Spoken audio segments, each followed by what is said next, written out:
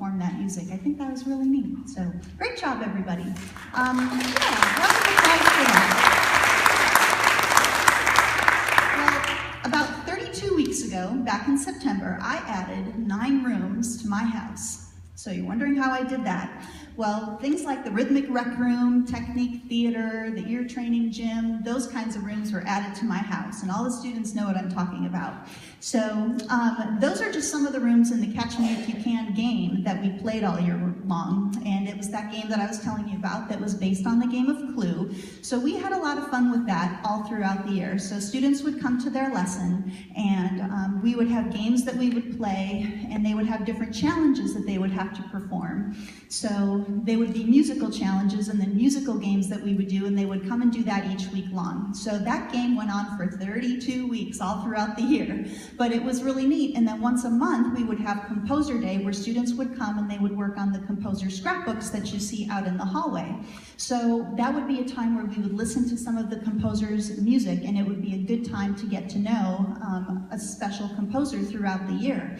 So that is something that I really treasured, and I hope that everybody else did too throughout the year. So like in the game of Clue, where you have Miss Scarlet in the library with the candlestick, we had Liszt in the staff spa with the headphones. So yep, that was what was in the top secret envelope for everybody who wanted to know, because at the top of the game board, that's what everybody was striving to find out. You had little envelopes in every single room that you needed to open, but the big prize was at the top, where you had to figure out who was in that.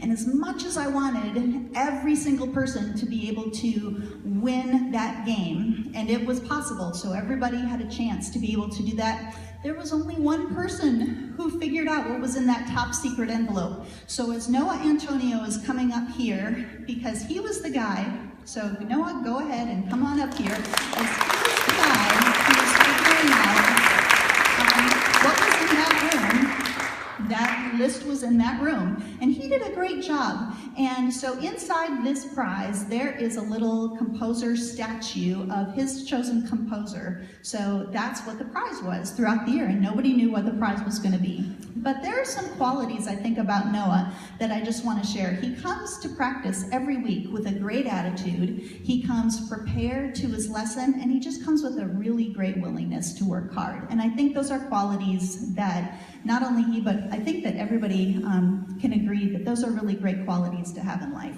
So I think that'll take you really, really far. So congratulations.